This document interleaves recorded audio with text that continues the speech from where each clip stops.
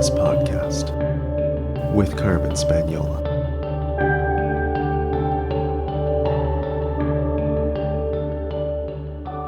Hi there, and welcome to the Numinous Podcast, where we have interesting conversation with everyday folks about the mystery of life. This podcast is a complement to the Numinous School, an online intuition development course for people who want their self-awareness to serve a greater good. I'm your host, Carmen Spaniola, and this week my guest is Bethany Webster. She's a writer and a coach with a special interest in what she calls the mother wound. I caught up with Bethany over Skype. She was at home in Massachusetts. Okay, so Bethany, you say that many people don't realize that the core issue at the heart of women's empowerment is the mother wound. And I found that a very compelling statement, and it's a bold statement too. So can you just give me a sense of what you're talking about when you talk about the mother wound? Absolutely. So the core issue and the reason why the mother wound is kind of the crux of women's empowerment, and it's something, you're right too, it's a bold statement. Not many people talk about it because the mother wound is really a taboo. It still remains very much a taboo for women to talk about their relationship with their mothers. And the reason why it's the core of women's empowerment is because our mothers are really our first guides, our first teachers. They really provide the template for womanhood. And because we live in a patriarchal culture, which in the broadest sense, it just means that we live in a culture where women are taught that they are less than men and less than in many different ways. And that's really, I think, the missing link that I bring in my work with Womb of Light is that bringing in the context of the patriarchy in looking at how women's empowerment manifests, the obstacles to it and how it really flourishes. And it really, for me, I've seen in my own experience and in women around the world that the very intimate relationship between a mother and her daughter, whether it's for better or worse, it could be very close or it could be really fraught with a lot of conflict and pain. It can really inhibit, on the side of the spectrum where there's pain and conflict, it can really be a great barrier to a woman stepping forward into her power. And there's many reasons for it and many threads there. Some of them are that, a lot of us have seen our mothers struggle. We've seen the way they've struggled both in their marriages, their relationships, in their own careers, and just within themselves, with their bodies, with weight, with food. A lot of us have so much deep compassion for our mothers and the sweetness and innocence of being little girls and we want our mother's approval. We need her approval for survival. And we also want our mothers to be happy. And when we see, a child can't help but personalize it. When we're children, we see our mother suffer and we think there must be something I can do, or I must be somehow contributing to my mother's pain. Yeah, that's just natural. Because of course, as children, we're naturally narcissistic. Our parents don't have their own life. So the child does think that if my parent is unhappy, it must be because of me. Because it takes a long time, I think, for us to conceive of our parents as having their own lives. Right. And that's developmental. The piece that comes in that's really challenging is that there's this belief that if we truly flourish and be who we want to be, if we're powerful women, visible leaders, if we really follow our creative, impulses and be who we want to be, that we're somehow abandoning our mothers, taking away from them. And so my main point is that because of the patriarchal context in which we live, it creates an either or scarcity kind of dynamic between mothers and daughters, where only one can be powerful, and if one is powerful, the other one is somehow disempowered. And this is not actually true. And I think this is part of my work, is helping women realize that we can get to the place where we can feel fully empowered and alive and visible and offering our gifts. And that doesn't mean we're taking away from our mothers. Well, I was going to say, I think it also brings up the issue of, I think so many of us don't want to deal with our dark because we think that means we're blaming our mothers. So we don't want to address our own stuff because at some point we have to confront this notion that we don't want to blame our mothers for not being the woman that we needed her to be, because we know that she was just doing her best. And yet there's impact. It just is true, right? And yet there was this impact. And so I think this is true for men as well as women, that we can feel like there's this big no-go zone around certain issues, particularly around the mother, because we don't want to blame her for the stuff. But the fact is, there is an impact when your parent has struggled. And it's an incredible, I think, act of courage to go into those particular wounds. Now, I want to ask you to get kind of more specific about the symptoms. Like, how do you know that you have a mother wound and not just a problem with the patriarchy, for instance? Or how do you know that you have a mother wound and it's not, just something about a different kind of trauma? How do you make that distinction? Yeah, that's a great question. And I before I jump into it, I just want to jump off something you said, because I think you made a great point, which is that it's a conflation between if we really heal ourselves, heal our mother wound, or step into our power, that we're blaming our mothers and that we must feel guilty. And I think that's a symptom of what I was talking about earlier, where there's this kind of enmeshment between mothers and daughters in a patriarchy. And it's all, this work is all about decoupling those two things, where you can see that your mother suffered and she tried her best and she did her best. And that does not take away from the fact that you suffered and have healing to do around it. Those two things are equally valid and important. So realizing, yes, your mother did the best she can and you suffered. And this suffering is not something to say that your mom is bad. I mean, that's the enmeshment, okay?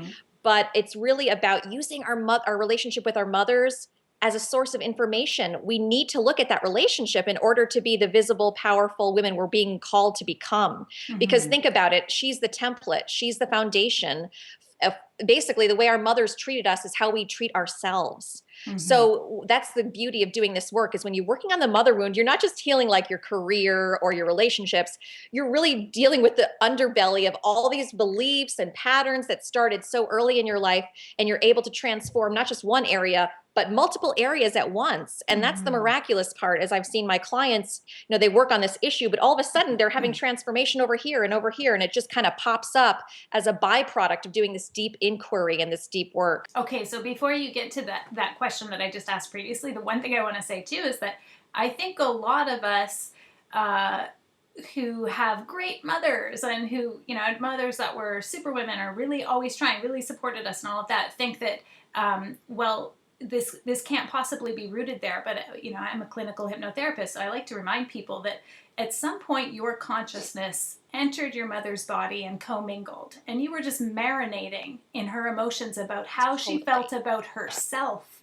So she might have expressed love and support and projected lots of support on you, but that doesn't mean that you aren't still carrying the residue of her own lack of self-esteem, for instance, just as a for instance. So I'm totally with you on everything you're saying. Okay, so come back to that's awesome. The symptoms of the mother wound then. How do you know that it's the mother wound when it shows up? Yeah, well, I can tell you a quick little version of my own story, which illustrates that, which is that, for a long time in my own journey, I really didn't want to look at the mother wound at all, my relationship with my mom, because it just felt too overwhelming, too big, too cumbersome. So I was in therapy and on a spiritual path, but I began to realize that every issue I was dealing with always came back to this core relationship of what I learned from my mother, what she taught me, what I just observed about her, what she taught me about being a woman, what's taboo, what's not, what's possible for me in the world. I learned all of these things from this relationship. And eventually I decided, you know what, I need to just look at this head on rather than dealing with the symptoms of it. I need to go into the core.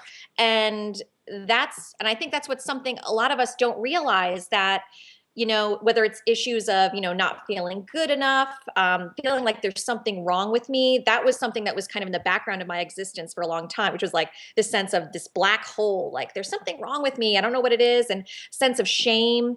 And also an existential despair. This is something that I was feeling for many, many years, but didn't have the balls to look at it because it was just too scary. But realizing that, looking at it, was really my mother's pain that she passed along to me, Mm-hmm. and that I was keeping myself small as a way of being loyal to her. Mm-hmm. And that's really, I think, the issue of the mother wound is being small, feeling like we have to be attenuated in order to get love. Mm-hmm. Another way to say it is that as women in this culture, we've had to give away our power in order to be loved. That's this really conundrum that we've been facing. Mm-hmm. And the fear is that if we are big, if we are visible, if we were large in any way, that we're going to lose people we love, that we're going to be alone, that we're going to be rejected. And relationships are what we're taught to treasure most.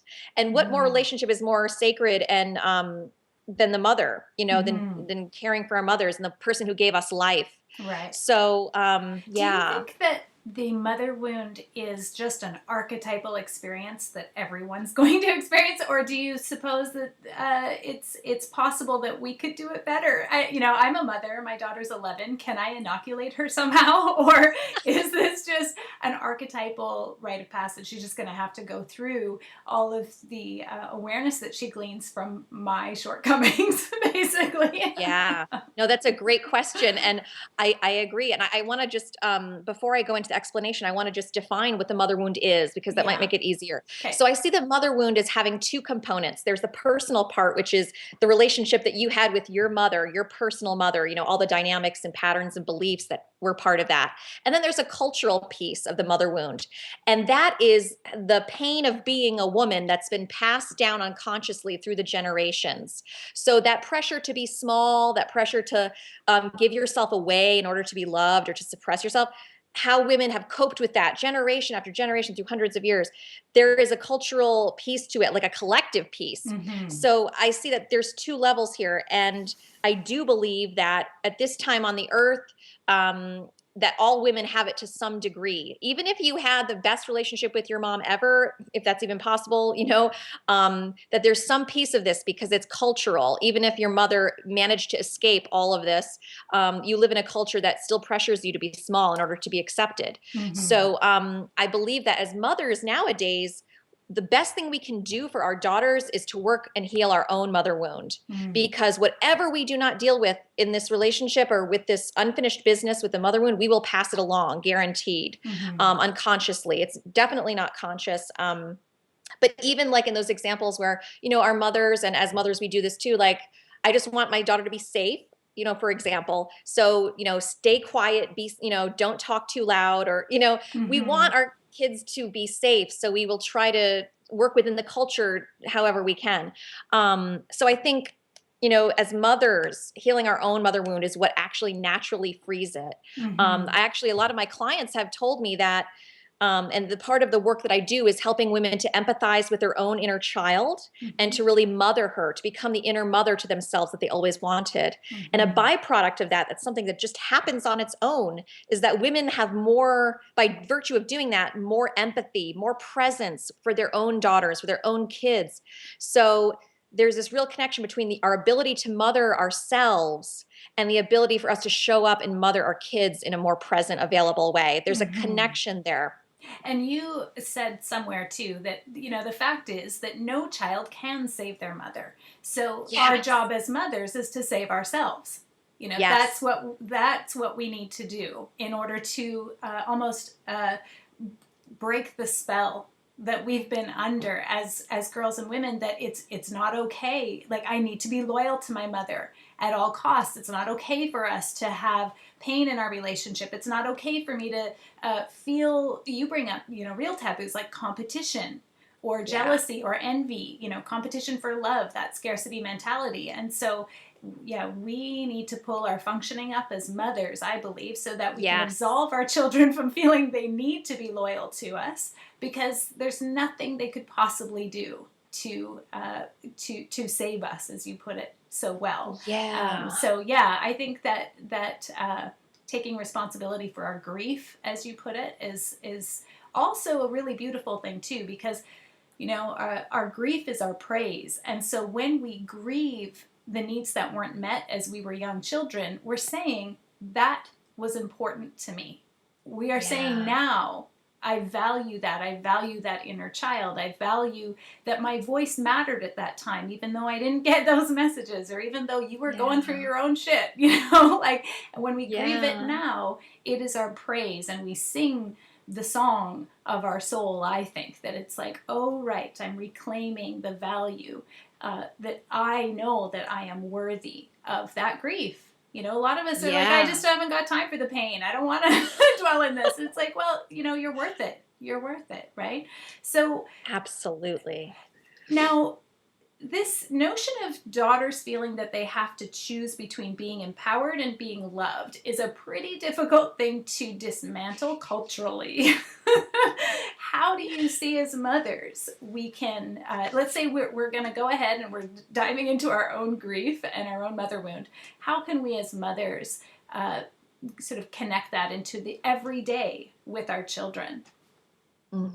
Yeah, absolutely. I would say the really cool thing about healing the mother wound and the process that I teach is that we break taboos down at every single step. And that's really where I see, each woman who heals the mother wound doesn't just heal herself, she heals the culture. We're healing the culture at large. They're so intertwined. That's what's so fun and exciting about it. But yeah, one of the major things that we can, the most powerful thing I think in this work of healing the mother wound is honoring our messiness, honoring our imperfections. When we honor the child within us, we honor, our deeper creativity, our innocence, our truth, our true impulses, our true observations. We're like honoring our God-given self, like our true, authentic, real self. And I think just in the process of doing that, whether that's allowing yourself time to grieve, just like what you just mentioned there as a good example, demonstrating your worth in loving your body and your imperfections there, speaking your truth, even when I talk about the willingness to be misperceived is a powerful thing for women, and for mothers to demonstrate that to their daughters, to be willing to articulate with precision, their own truth, no matter how other people respond, but being willing to stand in that. That's part of this work. And I think just by osmosis and by doing this work with, as a mother, I just have so much deep respect, and I'm so inspired by women like you, and women that I talk to all the time who are doing this because they're so passionate about their daughters and wanting to clear the way for them. And I'm just really in awe just how sacred that is. And it really brings me to tears on a regular basis, just witnessing the love of mothers who have gone through this themselves and want to reclaim themselves, not just because they want to heal, but because they want to clear the way for their daughters. Yeah, so true. Now, one of the things that you brought up was this idea of standing in your truth no matter how people are going to respond. And I was really fortunate. Motherhood, I kind of feel like my daughter sort of birthed herself, and then we just sort of carried on our merry way. But I know that there are a lot of women who struggle with identity once they've had a child, and it isn't all sunshine and butterflies and roses. And there's so much guilt because you're told that this is supposed to be a wonderful time, and that having a child come into your life is going to be you're going to be so filled with love that you will never feel resentful or like you just want your own time, or all of these things come up, I think. And so I really respect women who are able to say, I really struggled in my first months or years with motherhood.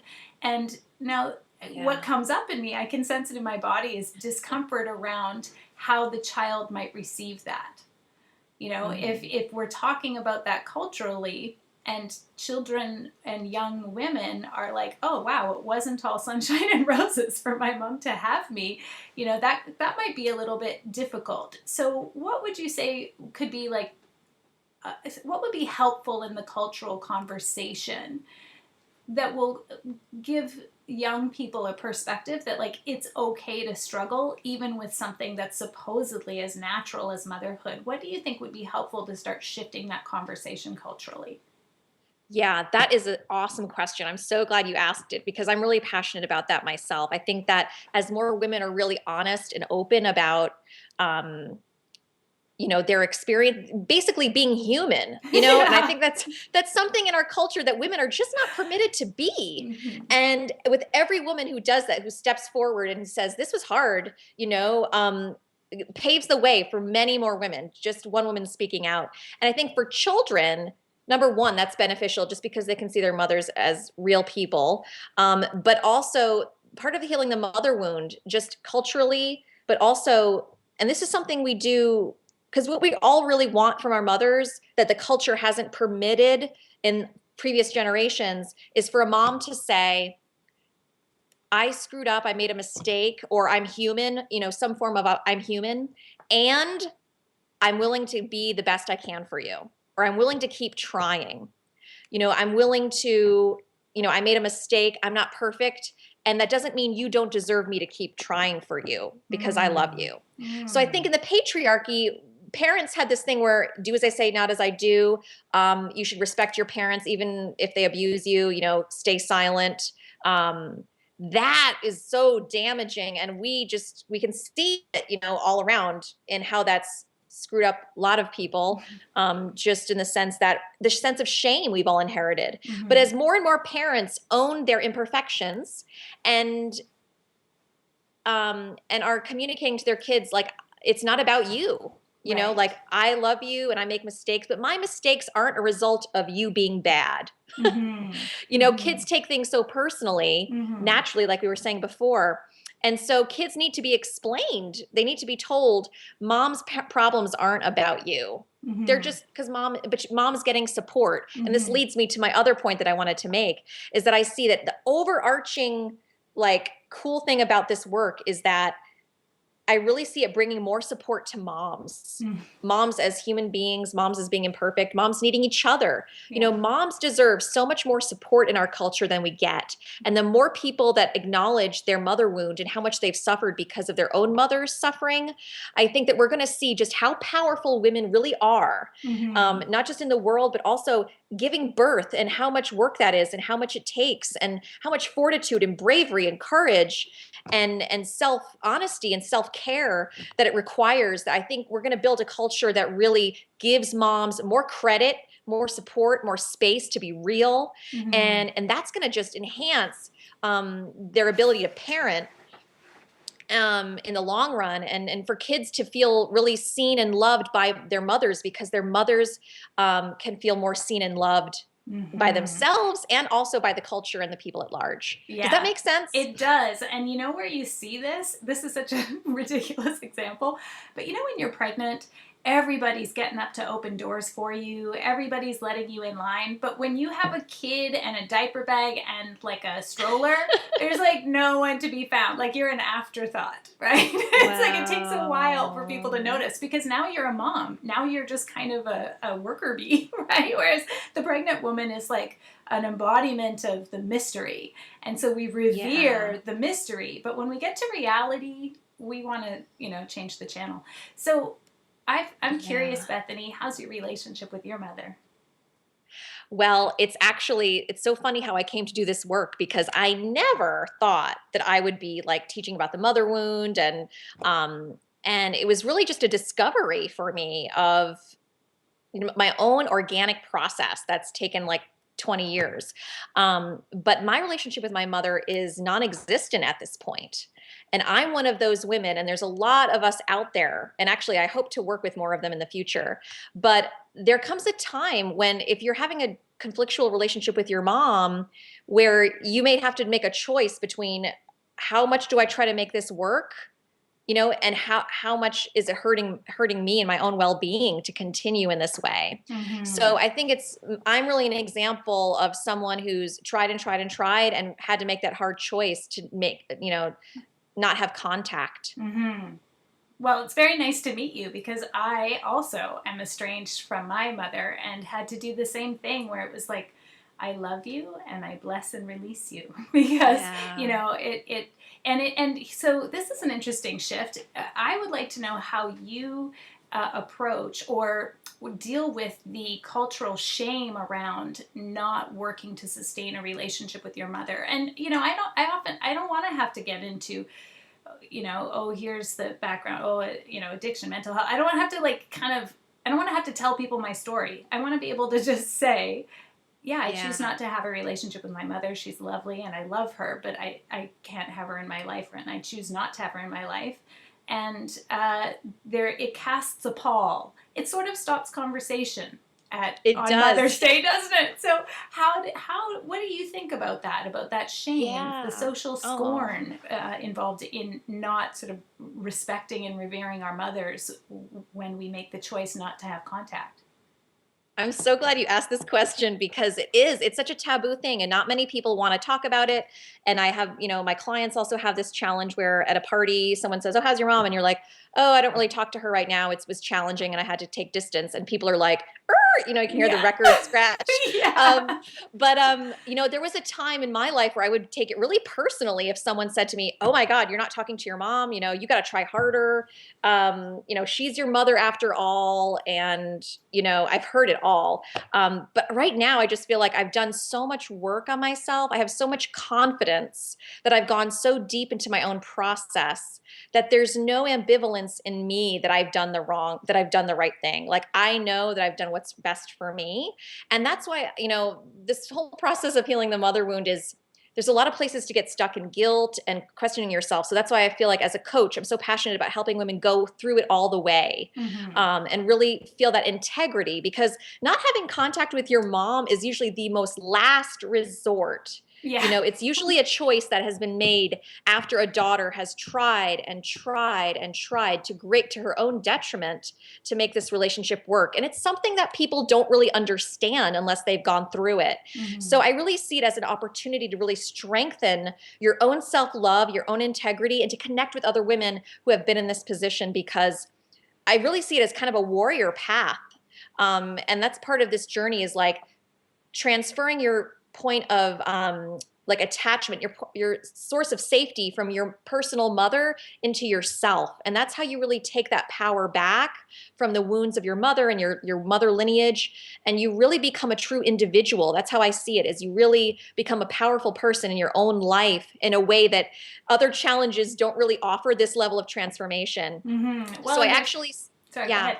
yeah, I just wanted to say that I see that my mother has given me an incredible gift in the pain of the mother wound, and taking it all the way, by going all the way into my own pain. I feel like I've had a new experience of my truth and my own divine nature. And that really opens us up to connecting so much deeper with others and with our really why we're here. Because really the mother wound, I see it as really a wound with life itself on a deeper level, because in those early days, mother is life, mother is world. So when we heal this on such a deep level, we really become born into a new being, into a new way of life, new way of seeing ourselves and others. So this taboo, facing these taboos is really kind of part of this warrior path, as I see it, having to face the darker places. And that's why support is so essential. Like, I was really lucky right away in my own journey to get an amazing therapist right away, and also some other amazing teachers that I was able to go deep into it and come out the other side. So I think I want to say too that support is absolutely essential. Yeah. And you need somebody yeah. who has a pretty good tolerance. As you say, it is a warrior path. So you need somebody who isn't going to try to make everything better, and isn't, really, really invested in only living in the light, or however they want to put it. It's like, I want to be clear. Just because I sometimes have to say to people, just because I'm at ease in the state of my relationship with my mother doesn't mean I'm not in pain. I'm just I'm at peace with it, but that doesn't mean that it isn't, very difficult and excruciating. But it's sort of like that I can't go on, I'll go on feeling. It's like, and this is bigger than myself. And I think one thing that helped me was recognizing that, as you said, no child can save the mother. Quite some time ago, I realized I needed to, put it another way, I needed to release her to her karma. Like, I couldn't live it for her. There was no amount of compensation in my own life. There was no amount of personal spiritual development that I could do that was going to somehow magically, by osmosis, infuse her with a sense of self-worth and security and safety in the world, and all those things that I would love to endow her with. And so I had to release her to her own path. She's got to do her own thing, and not even her own work, but it's like, hey, and I'm not sure if it's necessarily only that I have released her from my life, but she might also be in a certain amount of self-imposed isolation, because I know as a woman, that's what you do, is when you don't feel worthy, you withdraw and you isolate. It's very difficult to receive love. You might even have a wonderful partner. Let's say you've like been going through your mother wound or whatever and decided you're worth it, but a certain kind of receiving a certain kind of love, it almost makes you wince, right? It's like, don't look at me. And that's where the residue of that sense of not wanting to shine out of loyalty. I mean, I think we can see it in so many tiny, insidious ways as women. So I love this subject, and I'm just so pleased, Bethany, that you're out there doing this work in the world. So the traditional last question on the Numinous podcast comes from the Proust questionnaire. And so this is going to just take you into a different headspace, okay? The last question is always, what do you consider perfect happiness? I love this question. What do I consider perfect happiness? That can look at like so many different ways. The thing that's coming to mind right now is just feeling that can happen in any moment, wherever you are, whatever you're doing, just feeling deeply connected to yourself. Yeah. And I would say too, like there's something about being safe, like feeling safe in yourself and free. A lot of the work that I do with women is helping them to create an inner bond, an inner sense of safety. And what that does is it allows you to be truly, to step away from older patterns, to take risks, to be original, to be creative, to be a leader, to be a master, whatever that looks like for you. That key inner safety, that really is just like the launch pad into such deep freedom. So I feel like for me, perfect happiness is knowing that you're safe. You're safe in yourself, you're safe in the world, that you belong, that you're loved, all those things that mothers, give us in the beginning to whatever degree she can. And then it's our job as grown, emancipated, liberated, awakened women to cultivate that feeling of safety and unconditional love within ourselves in whatever small ways we can. That's beautiful. Well, I feel safer knowing that you're out there doing this work, Bethany. So thank you so much for being on the show today. Oh, you're so welcome. Thank you, Carmen. This has been an awesome opportunity. I'm so grateful for the invitation, and I've really enjoyed our time together. Thank you. I don't know about you, but I'm going to be thinking about this conversation for days. That really scratched an itch for me. That was great. If you'd like to find out more about Bethany and her work, you can go to my website, carmenspagnola.com, CarmenSpagnola, and just click the link for the podcast tab, and that's where you'll find all the notes from today's show. If you enjoyed this episode today, please share it far and wide with seekers like you, because you never know who needs to hear it right now.